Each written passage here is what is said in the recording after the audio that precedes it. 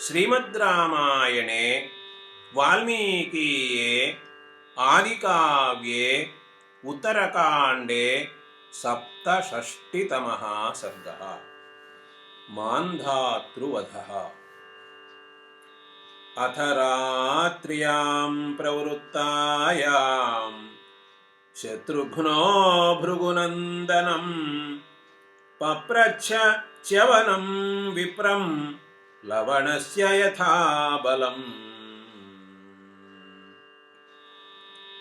शूलस्य च बलं ब्रह्मन् के च पूर्वं विनाशिताः अनेन शूलमुख्येन द्वन्द्वयुद्धम् उपागताः। तस्य तद्वचनं श्रुत्वा शत्रुघ्नस्य महात्मनः प्रत्युवाच महातेजाः च्यवनो रघुनन्दनम्। असंख्येयानि कर्माणि यान्यस्य रघुनन्दन इक्ष्वाकुवंशप्रभवे यद्वृत्तं तच्छृणुष्व मे। अयोध्यायां पुरा राजा युवनाश्वसुतो बली मान्धातेति स विख्यातः त्रिषु लोकेषु वीर्यवान्। स कृत्वा पृथिवीं कृत्स्नां शासने पृथिवीपतिः सुरलोकमितो जेतुम् उद्योगम् अकरोन् नृपः। इन्द्रस्य च भयं तीव्रं सुराणां च महात्मनां मान्धातरि कृतोद्योगे देवलोकजिगीषया। अर्धासनेन शक्रस्य राज्यार्धेन च पार्थिवः वन्द्यमानः सुरगणैः प्रतिज्ञाम् अध्यरोहत। तस्य पापम् अभिप्रायम् विदित्वा पाकशासनः सान्त्वपूर्वमिदं वाक्यम् उवाच युवनाश्वजम्। राजा त्वं मानुषे लोके न तावत् पुरुषर्षभ अकृत्वा पृथिवीं वस्यां देवराज्यमिहेच्छसि। यदि वीर समग्राते मेदिनी निखिला वसे देवराज्यं कुरुष्वेह सभृत्य बलवाहनः।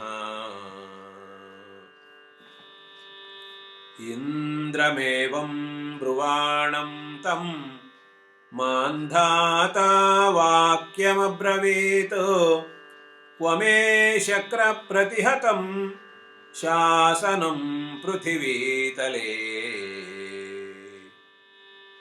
तमुवाच सहस्राक्षः लवणो नाम राक्षसः मधुपुत्रो मधुवने न ते ज्ञाकुरुते नघा।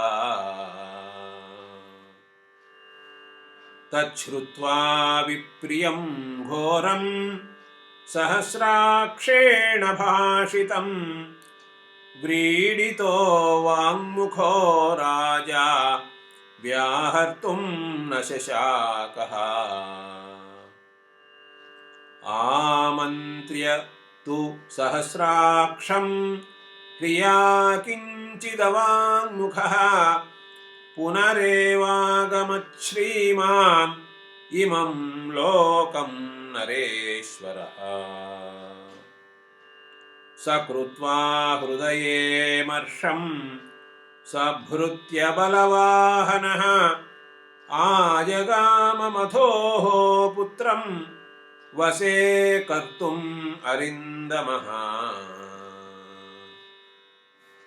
स काङ्क्षमाणो लवणं युद्धाय पुरुषर्षभः दूतं सम्प्रेषयामास सकाशं लवणस्य हि स गत्वा विप्रियाण्याः बहूनि मधुनः सुतं वदन्तमेवं तं दूतं भक्षयामास राक्षसः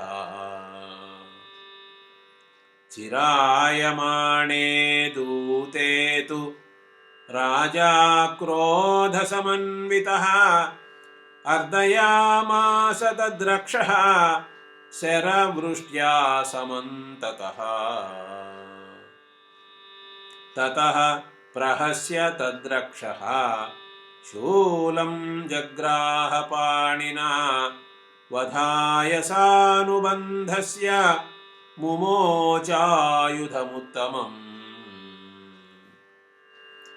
तच्छूलं दीप्यमानं तु सभृत्य बलवाहनं भस्मीकृत्वा नृपं भूयः लवणस्यागमत् करम्